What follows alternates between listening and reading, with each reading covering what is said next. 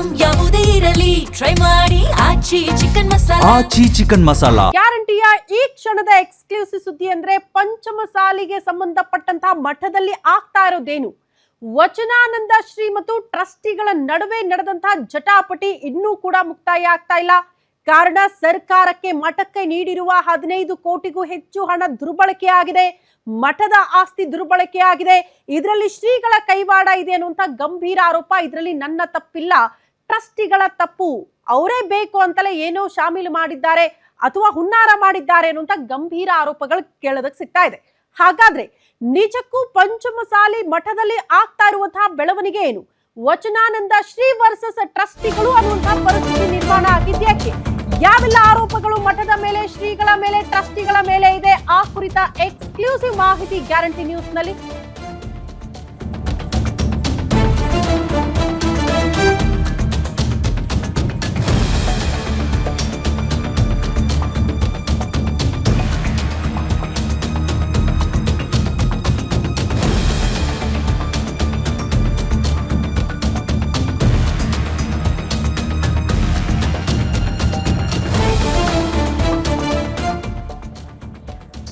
ಸದ್ಯಕ್ಕೆ ಮುಗಿತಾ ಇಲ್ಲ ವಚನಾನಂದ ಶ್ರೀ ಮತ್ತು ಟ್ರಸ್ಟಿಗಳ ಜಟಾಪಟಿ. ಕಾರಣ ವಚನಾನಂದ ಶ್ರೀಗಳನ್ನ ಮಠದಿಂದ ಆಚೆ ಹಾಕುವಂತ ಪ್ರಯತ್ನ ಹೋಗಿದೆ. ಮಠದಲ್ಲಿ ನಿಜಕ್ಕೂ ವಚನಾನಂದ ಶ್ರೀ ಹಣವನ್ನ ದುರ್ಬಳಕೆ ಮಾಡಿಕೊಂಡಿದ್ದಾರ? ಶ್ರೀಗಳ ವಿರುದ್ಧ ಟ್ರಸ್ಟಿಗಳು ಹೇಳ್ತಾ ಇರೋದೆಲ್ಲವೂ ಕೂಡ ಸತ್ಯಾನ?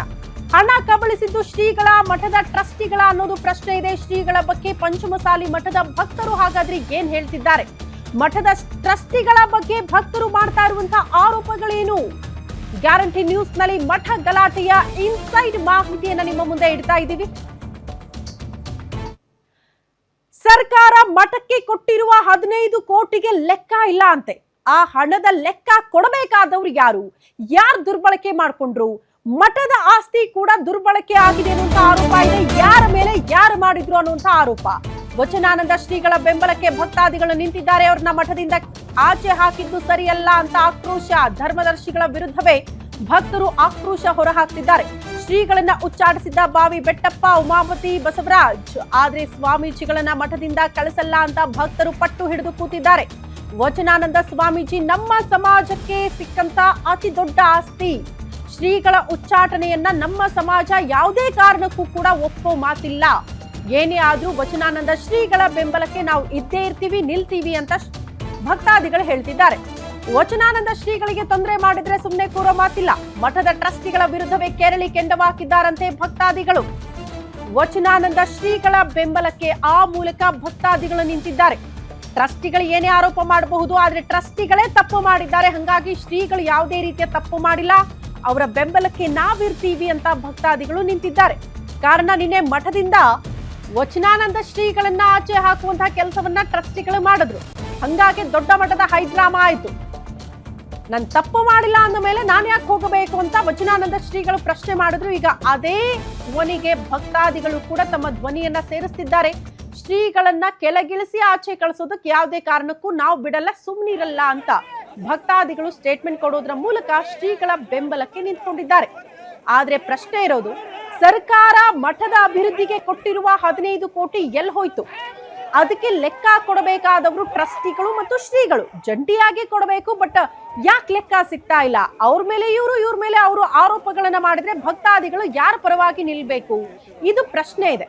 ಅದ್ರ ಜೊತೆಗೆ ದೇವಸ್ಥಾನದ ಆಸ್ತಿ ಅಥವಾ ಮಠದ ಆಸ್ತಿ ದುರ್ಬಳಕೆ ಆಗಿದೆ ಅನ್ನುವಂತಹ ಆರೋಪ ಇದೆಯಲ್ಲ, ಯಾರು ದುರ್ಬಳಕೆ ಮಾಡ್ಕೊಂಡ್ರು, ಹೆಂಗೆ ದುರ್ಬಳಕೆ ಮಾಡೋದಕ್ಕೆ ಸಾಧ್ಯ? ಈ ಪ್ರಶ್ನೆ ಇದೆ. ಯಾಕೆ ಶ್ರೀಗಳ ಮೇಲೆ ಆರೋಪ ಅಂದ್ರೆ, ನೀವೇ ಸಿಗ್ನೇಚರ್ ಮಾಡಿದ್ದೀರಲ್ಲ ಸರ್ ಪೇಪರ್ಸ್ ಮೇಲೆ, ಗೊತ್ತಿಲ್ಲದೆ ಮಾಡ್ಬಿಟ್ರಾ ನೀವು ಅನ್ನೋದನ್ನ ಪ್ರಶ್ನೆ ಮಾಡ್ತಿದ್ದಾರೆ ಟ್ರಸ್ಟಿಗಳು.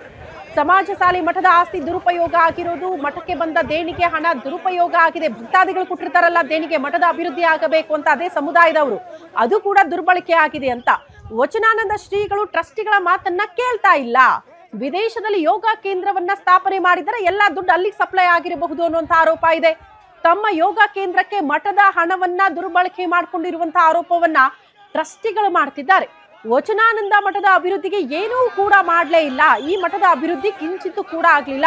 ಭಕ್ತಾದಿಗಳು ಕೊಟ್ಟಿರೋ ದುಡ್ಡಿಗೆ ಲೆಕ್ಕ ಇಲ್ಲ, ಸರ್ಕಾರ ಕೊಟ್ಟಿರೋ ದುಡ್ಡಿಗೆ ಲೆಕ್ಕ ಇಲ್ಲ, ಮಠದ ಆಸ್ತಿ ಬಗ್ಗೆ ಲೆಕ್ಕನೇ ಇಲ್ಲ, ಎಲ್ಲಿ ಹೋಗ್ತಾ ಇದೆ ಅನ್ನೋದನ್ನ ಟ್ರಸ್ಟಿಗಳು ಪ್ರಶ್ನೆ ಮಾಡ್ತಾ ಇರೋದು. ಆದ್ರೆ ಟ್ರಸ್ಟಿಗಳೇ ಇದನ್ನೆಲ್ಲ ದುರುಪಯೋಗ ಮಾಡ್ಕೊಂಡಿದ್ದಾರೆ ಅಂತ ಶ್ರೀಗಳು ಪ್ರತ್ಯಾರೋಪ ಮಾಡ್ತಿದ್ದಾರೆ.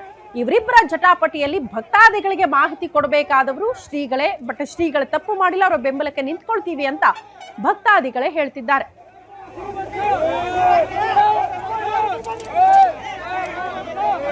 ನಾನು ಅಜ್ಜರಿಗೆ ಮಾತ್ರ ಒಂದು ಭರವಸೆಯನ್ನು ಕೊಡ್ಲಿಕ್ಕೆ ಬಯಸ್ತೇನೆ. ಅಜ್ಜರೇ, ನೀವೇನು ಬಂದು 2018ನೇ ಇಸ್ವಿನಿಂದ ಏನು 2026 ಇವತ್ತಿನ ಈ ಕ್ಷಣದವರೆಗೂ ನೀವು ಮಠವನ್ನು ಕಟ್ಟಲಿಕ್ಕೆ ಶ್ರಮಿಸಿದಿರಿ. ನೀವು ಎಂಥ ದೊಡ್ಡ ರಾಜಕಾರಣಿ ಇದ್ರೂ ಕೂಡ ನಿಮ್ಮ ಒಂದು ಯಾವುದಕ್ಕೂ ಹಿಂಜರಿದೇನೆ ನಿಮ್ಮ ಒಂದು ಸಿದ್ಧಾಂತದ ಅಡಿಯಲ್ಲಿ ನೀವು ಸಮಾಜವನ್ನು ಕಟ್ಟ ನಿಟ್ಟಿನಲ್ಲಿ, ಸಮಾಜದವ್ರನ್ನ ಉಳಿಸೋ ನಿಟ್ಟಿನಲ್ಲಿ ನೀವು ಹೋರಾಟವನ್ನು ಮಾಡ್ಕೊಂತ ಬಂದಿದ್ದೀರಿ. ಅದನ್ನು ನಾನು ಕಣ್ಣಿಂದ ನೋಡಿದ್ದೀನಿ, ತಾವೆಲ್ಲರೂ ಕೂಡ ನೋಡಿದಿರಿ.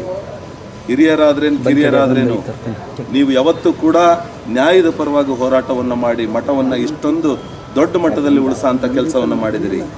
ಈಶ್ವರಪ್ಪರ 5 ಕೋಟಿಯನ್ನು ತರ ಅಂತ ಕೆಲಸ ಮಾಡಿದಿರಿ. ಟೋಟಲ್ ಒಟ್ಟಾರೆಯಾಗಿ 15 ಕೋಟಿ ಸಮಾಜಕ್ಕೆ ತರ ಅಂತ ಒಂದು ಕೆಲಸವನ್ನು ಮಾಡಿದಿರಿ.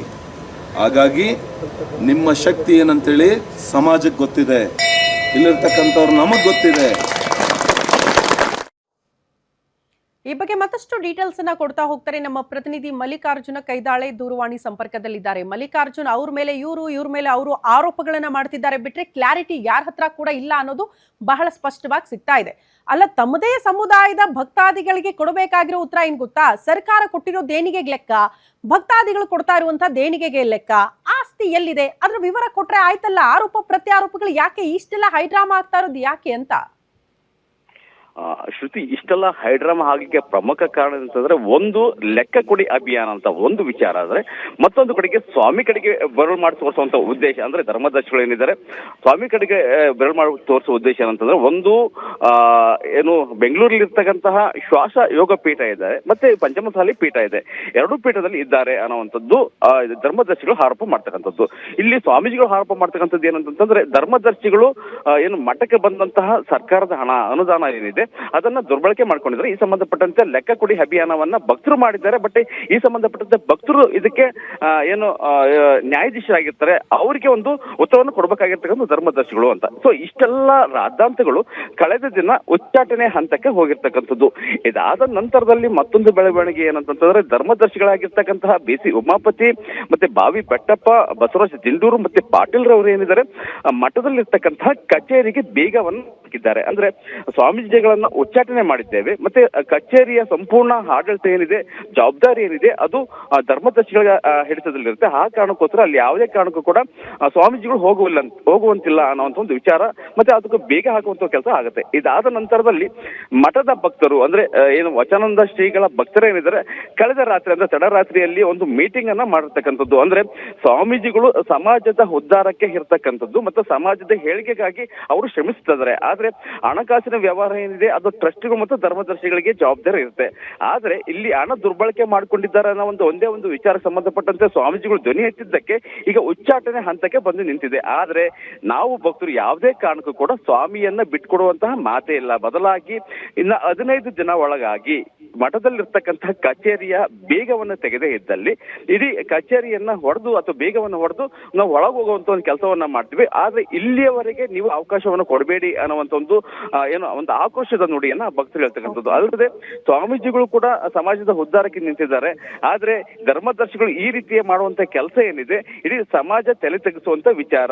ಆ ಕಾರಣಕ್ಕೋಸ್ಕರ ಸ್ವಾಮೀಜಿ ಪರವಾಗಿ ನಾವು ಯಾವುದೇ ಸಂದರ್ಭ ಆದ್ರೂ ಕೂಡ ನಿಂತು ಅವ್ರ ಬೆಂಬಲಕ್ಕೆ ನಾವು ಅಥವಾ ಸಪೋರ್ಟ್ ಮಾಡ್ತೀವಿ ಅನ್ನುವಂಥ ವಿಚಾರವನ್ನು ಕೂಡ ಈಗಾಗಲೇ ಪ್ರಸ್ತಾಪ ಮಾಡಿರ್ತಕ್ಕಂಥದ್ದು. ಶ್ರುತಿ. ಓಕೆ ಮಲ್ಲಿಕಾರ್ಜುನ್, ಧನ್ಯವಾದಗಳು ತಮ್ಮೆಲ್ಲ ಮಾಹಿತಿಗೆ.